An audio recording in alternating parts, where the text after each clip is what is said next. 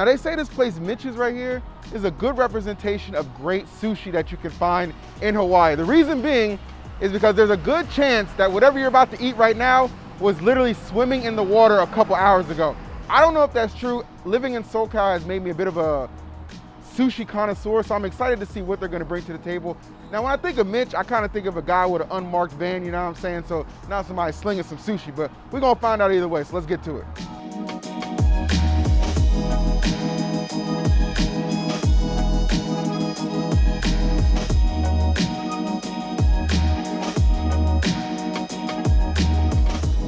All right, so we're inside of Mitch's. Now the thing about this place is actually like pretty pricey. Shout out to Beastcoast for covering this. You actually need to make reservations to come in here.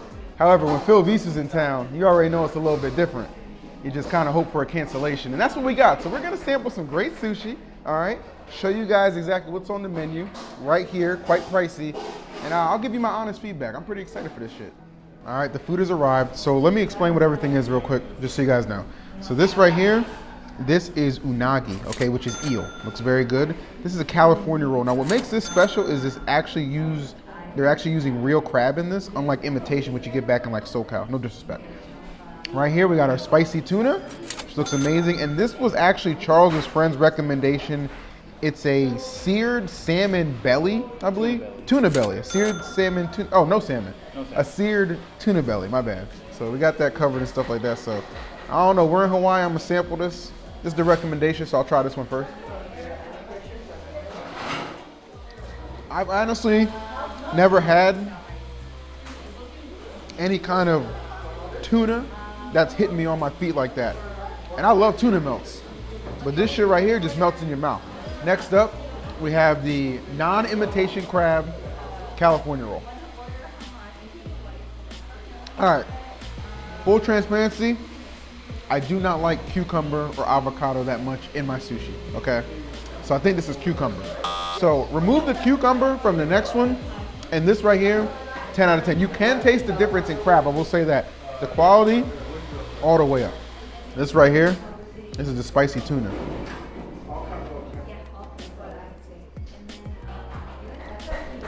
I'm not sensing that much of a difference between like something you get here versus something you'd get back in like California. But that's not a bad thing. It just means the quality is very consistent, so it's still very good. It's got a little bit of a kick. I'd like a little bit more.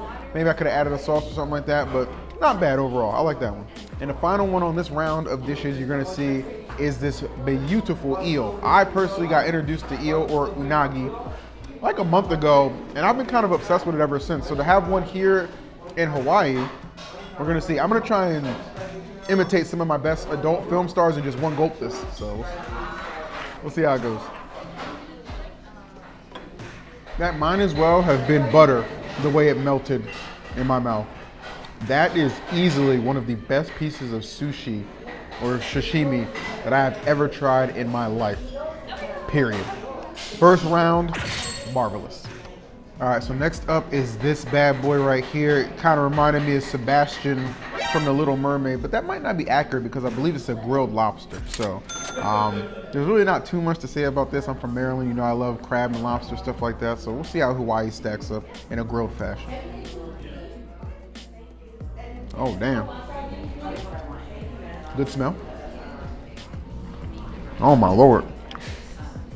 Whenever I go to Boston, you gotta get a lobster roll. You gotta get a lobster roll. I get those lobster rolls. They're crisp. This right here, this is king. This is insane. I don't know what kind of like baking technique went into this, but please tell me more, Mitch. Give me more, Mitch. I will be your bitch, Mitch, for more of this. What else you want me to say? Come try it yourself. All right, still got a little something left in the tank, okay? So this one is called Simaji. It's a fish that our waitress actually recommended. She said it's her favorite on the menu, like out of everything, which immediately gives me some high hopes for this bad boy. So let's take a look. I think it's pretty good. The first bite, it doesn't really taste like too much, to be honest, but it has a smooth aftertaste, so maybe that's kind of what carries it along, but this one doesn't like pop to me like some of the other ones have. So we'll move right along here to the Saba. Take a look at that bad boy right there. This just looks delicious. Y'all gonna have to hold on a second.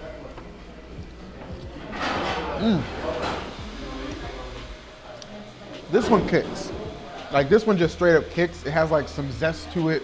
Like right off the bat, it's like literally the first bite is like an explosion of flavors, right? So it's just got that good zest to it. It's clearly very fresh.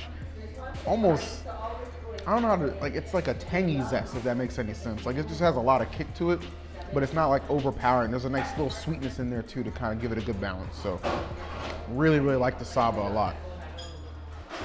This one here is the Kampachi, okay? Not to be mixed up with that dude from Bleach, all right? So we're gonna go ahead and test out the Kampachi.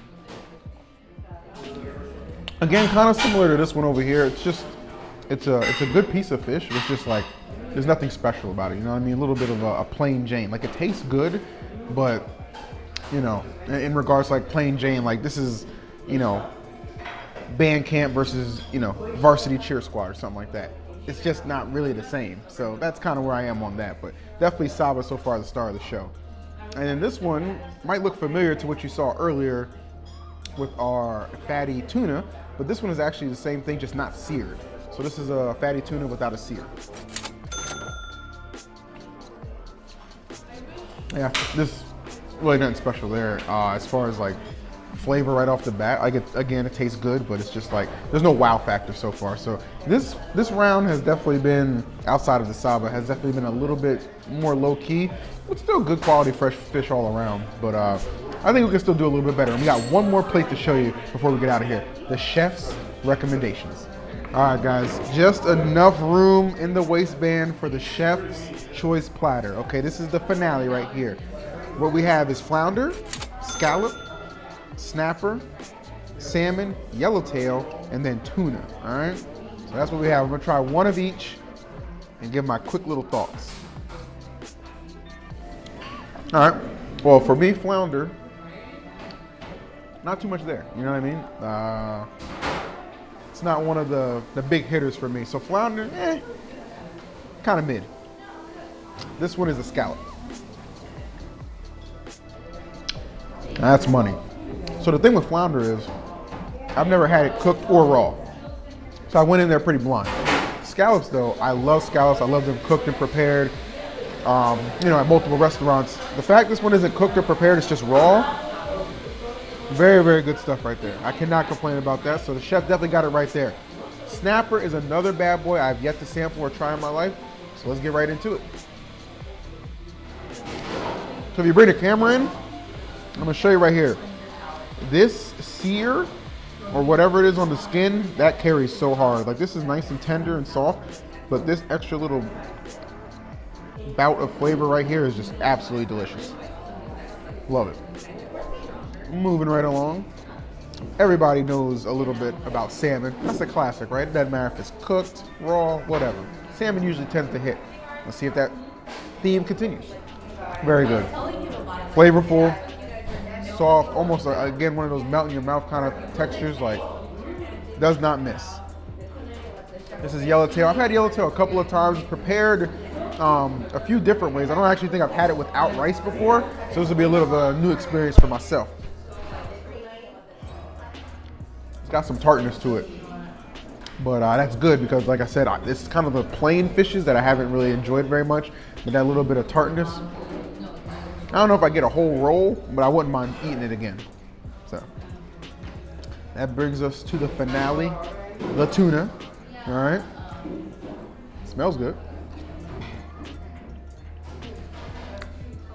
I'm surprised actually. It wasn't, I thought it would match more of the salmon here, but it just didn't. It's just kind of like another one of those, yeah, it's got some flavor to it, but it's just kind of there. It's not like, you're not clamoring for more. So definitely out of this particular recommendation from the chef, scallop, definitely number one, followed here by the salmon. But overall, another good experience. Again, you'll notice with my sushi eating, you can kind of leave me comments and stuff like that. Like, what should I pair it with? Like dipping sauces, maybe ginger. I'm still a little bit of a noob here. I'm just giving you some real expertise from my uninformed self. So that's what I got so far. That was all the platters we've gone through. And overall, very good experience. I'll wrap it up outside.